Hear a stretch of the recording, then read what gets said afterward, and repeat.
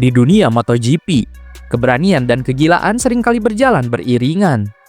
Namun, jika ada satu nama yang benar-benar memadukan keduanya menjadi satu identitas yang tak terpisahkan, maka nama itu adalah Marc Marquez, pembalap asal Carvera, Spanyol, yang kini memperkuat Ducati Lenovo Team. Telah lama dikenal bukan hanya karena kecepatan dan gelar juaranya, tetapi juga karena cara ekstrimnya memahami motor, hingga rela menjatuhkan diri hanya demi tahu di mana batas kemampuan dirinya dan mesin yang ia tunggangi. Musim 2025 seolah menjadi cerminan sempurna dari dua sisi Marc Marquez, kegilaan dan kejeniusan. Setelah tampil memukau di berbagai seri awal dengan motor Desmos edisi GP25, musimnya harus berakhir lebih cepat usai kecelakaan di MotoGP Indonesia 2025 di sirkuit Mandalika.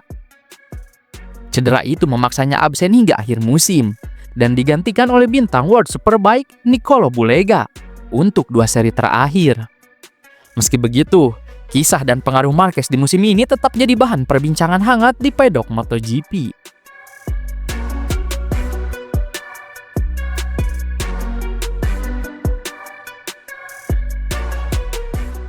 Dalam dunia balap, para pembalap top biasanya mencari kecepatan lewat presisi dan kalkulasi.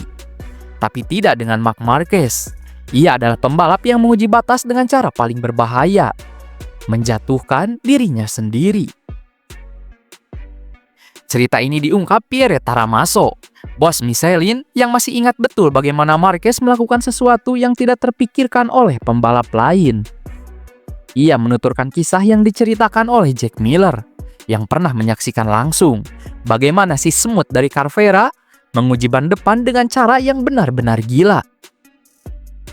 Selama tes pramusim 2018 di Qatar, dia membalap di malam hari dengan ban depan keras karena dia membutuhkan ban itu untuk menyesuaikan gaya berkendaranya. Tidak ada pembalap lain yang mau mengambil resiko itu di malam hari ketika suhu trek dingin. Tapi Marc berkata, "Saya ingin mencobanya," ujar Taramaso kepada jurnalis motorsport Max Oakley, dikutip dari Pedok GP. Marquez tak peduli bahwa kondisi trek dingin bisa membuat ban keras kehilangan daya cengkram. Ia justru memaksa diri jatuh untuk memahami bagaimana ban bereaksi di titik batasnya. Jack Miller yang mengikuti di belakangnya sampai terkejut melihat apa yang terjadi. Dia keluar lintasan, dan tak lama kemudian Jack kembali ke garasinya. Ia bilang Marc sengaja kehilangan kendali di bagian depan, memaksakan diri sampai jatuh. Jack bilang itu gila. Marc memutar stang sepenuhnya di tikungan ke-6, seolah sengaja menantang gravitasi. Ketika Miller menanyainya langsung, Marquez hanya menjawab dengan santai. "Saya hanya ingin tahu di mana batasnya. Saya ingin merasakan reaksinya," ujarnya tanpa beban.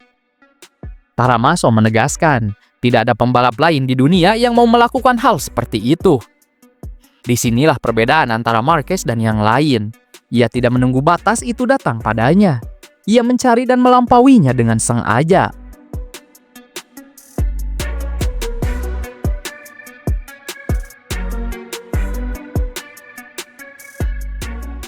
Kebanyakan pembalap memandang jatuh sebagai kesalahan besar. Tapi bagi Marc Marquez, crash adalah alat pembelajaran. Dalam setiap kejatuhan, ada data baru yang bisa ia pelajari. Entah soal grip ban, tekanan rem, atau reaksi motor di sudut ekstrim. Metode ini yang membentuknya menjadi pembalap paling intuitif di era modern MotoGP. Ia tahu persis bagaimana ban akan kehilangan traksi, bagaimana motor bereaksi saat mulai tergelincir, dan bagaimana mengontrolnya di detik terakhir sebelum terjatuh. Itulah mengapa Marquez terkenal dengan save legendarisnya. Momen di mana ia seperti menolak jatuh dengan kekuatan fisik dan insting luar biasa. Namun, metode ekstrim itu punya harga mahal. Tubuh Marquez kini menyimpan rekam jejak 30 lebih patah tulang dan operasi besar. Cedera di Mandalika hanyalah babak terbaru dalam kisah panjang pengorbanannya. Tapi bagi Marquez, semua itu seolah bukan beban, melainkan konsekuensi dari tekad untuk memahami motor sepenuhnya.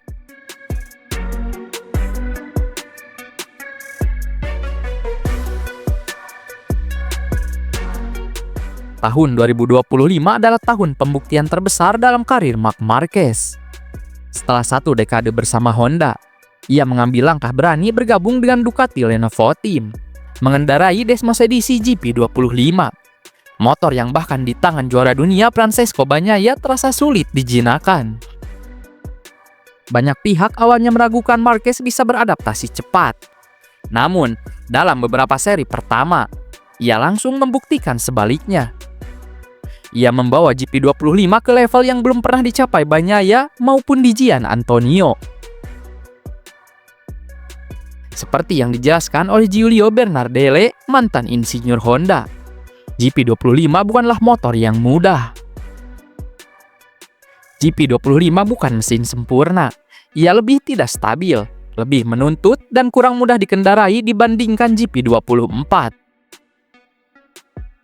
Namun, Marquez justru menemukan efisiensi luar biasa dari motor tersebut. Ia tidak banyak mengeluh seperti pembalap lain, tidak mencari alasan. Bernardelli memuji pendekatan mentalitasnya. Marc tahu motornya punya kelemahan, tapi dia tidak mengatakan apa-apa. Dia mengatasinya. Dengan gaya agresif dan teknik kontrol ekstrim, Marquez menyesuaikan diri dengan karakter Ducati. Bahkan menciptakan gaya baru dalam menikung yang membuat para insinyur kebingungan sekaligus kagum.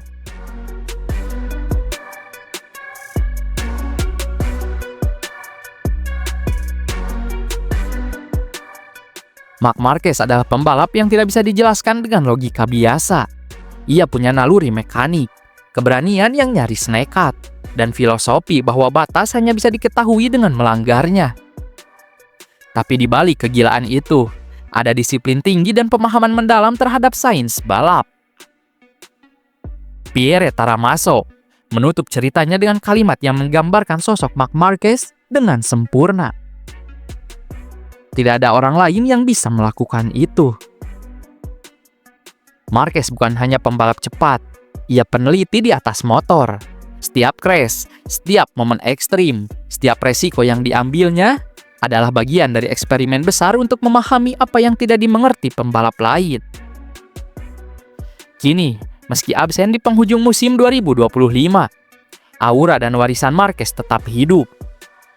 Ducati mungkin memiliki banyak juara, tapi tidak ada yang memiliki nyali dan insting setajam Marc Marquez.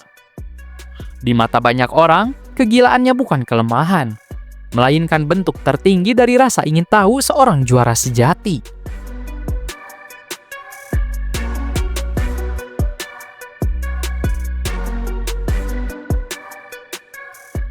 Ketika pembalap lain menghindari bahaya, Marquez justru mendekatinya. Ketika yang lain berhenti di batas, ia menabraknya. Dan disitulah letak perbedaan yang membuatnya menjadi legenda. Dunia MotoGP mungkin akan terus berubah. Teknologi berkembang, generasi baru bermunculan. Tapi sosok seperti Marc Marquez hanya lahir sekali dalam satu generasi. Dan seperti kata banyak pengamat, jika kamu ingin tahu di mana batasnya, tanyakan pada Marc Marquez, karena dia sudah melewatinya.